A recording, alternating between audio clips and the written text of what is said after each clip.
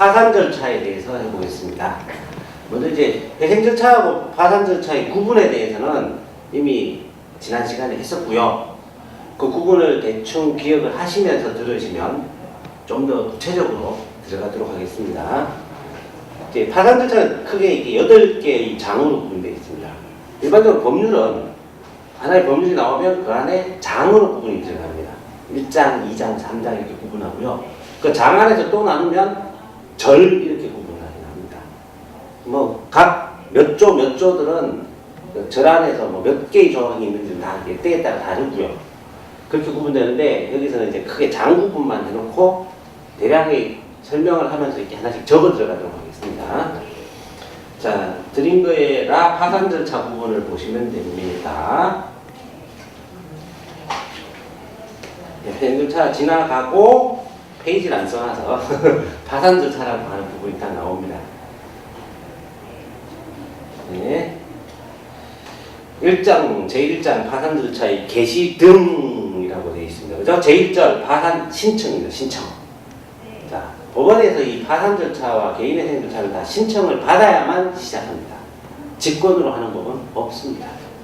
단 직권으로 시작되는 경우가 예외적으로 있습니다. 이제 회생 절차를 신청했는데 회생 절차 진행이 안 되는 경우에 회생 절차가 인가결정, 회생계획안 인가결정 이후에 폐지될 때 직권 파산 선고를 하는 경우가 있고요. 또는 인가결정 전에 폐지될 때 임의적으로 파산 선고를 하는 경우가 있습니다. 그 외에는 파산 신청을 해야만 시작됩니다. 예, 그래서 먼저 제 294조 파산 신청권자 누가 신청할 수 있는가? 첫 번째 제1항입니다. 채권자 또는 채무자는 두 명이죠. 채권자도 할 수 있고 채무자도 할 수 있다는 뜻입니다. 신청할 수 있는 사람은 채권자도 되고 채무자도 됩니다. 파산 신청을 할 수 있다. 제2항 채권자가 파산 신청을 하는 데에는 그 채권의 존재 및 파산의 원인인 사실을 소명하여야 한다. 그러면 채무자는 소명 안 해도 될까요? 여기 보면 채권자는 소명해야 된다고 되어 있죠. 그 채무자는 당연히 해야 될 거 아닙니까? 당연히 해야 됩니다. 네. 그럼 왜 그럼 채권자에 대한 이 얘기를 적었을까요? 채권자에 의한 파산 신청의 남용을 막기 위해서입니다. 돈 받을 사실이 있는데 받아야 되는데 채권이 있는데 채무자가 돈을 안 갚아요. 파산 신청을 막 넣으면 채무자가 좀 피곤해집니다. 그래서 막 하는 거 남용하는 거라고 하죠. 흔히 그걸 막기 위해서 아예 이렇게 조항을 넣었어요. 예, 그런 의미입니다. 실제로 채권자 파산 신청이 벌어지긴 하는데 채무자가 나는 파산 사실이 없어요. 견딜 수 있어요. 라고 하면 대부분 채권자의 파산 신청을 기각시켜버립니다. 채무자 자신이 신청하는 것은 좀 다른 개념이니까 스스로 하는 것은 잘 받아주는 편이고 채권자가 하는 것은 잘 안 받아주는 편입니다. 네, 그 다음 제295조 법인의 파산 신청권자. 자, 개인만 파산할 수 있는 게 아니라 법인도 할 수 있습니다. 그죠?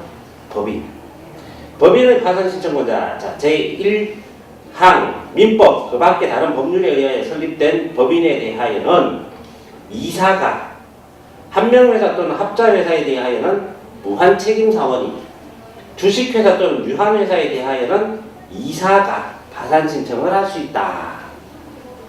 자, 여기서 말하는 무한책임사원, 이사 다 등기된 사람을 말합니다.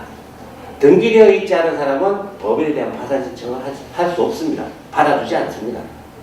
그래서 흔히 대부분 법인이 파산을 할 경우 이사 중에서 대표이사 그런 식으로 하죠. 이제 법인에는 이사라고 하고 주식회사 유한회사도 이사라고 하고 한명회사 합자회사는 무한책임사원이라고 되어 있죠. 이건 왜 그럴까요? 이건 민법에 나오는 구분이 그래요. 법인에 대한 구분이. 법인 중에 일반적인 법인은 다 이사들이 대표성을 띱니다. 그 중에 대표이사가 되면 이사 중에 대표인 거죠. 그 다음에 이제 주식회사 유한회사는 흔히 많이 보시는데 그것도 마찬가지입니다.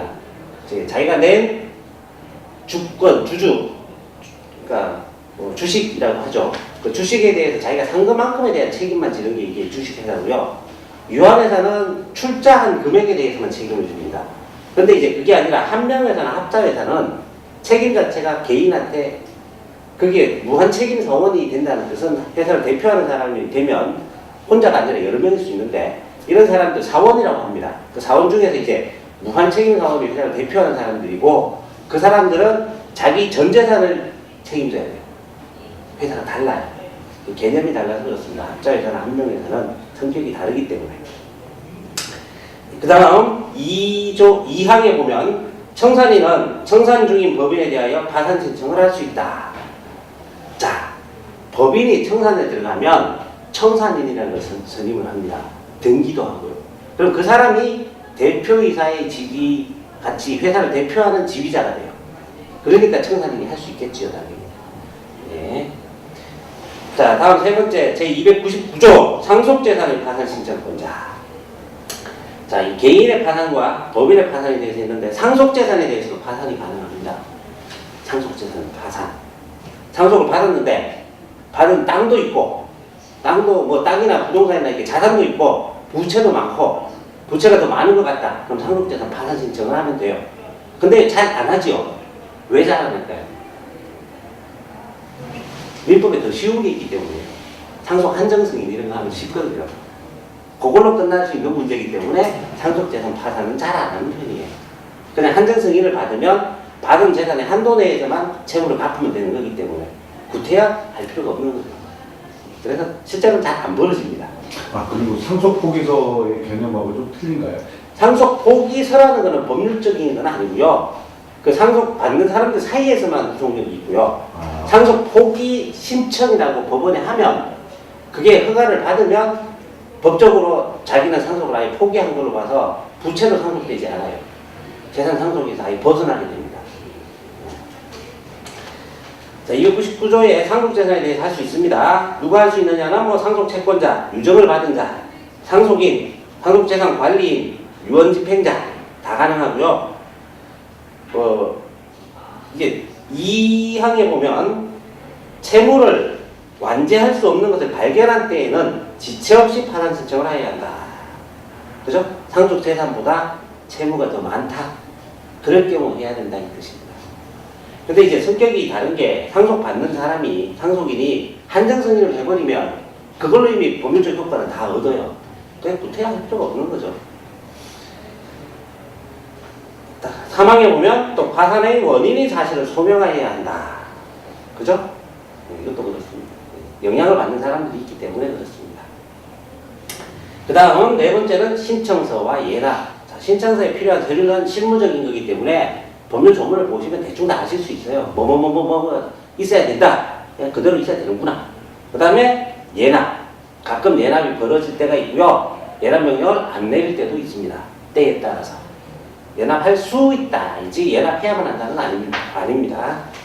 여기까지가 제1절 파산 신청에 관한 부분이었습니다.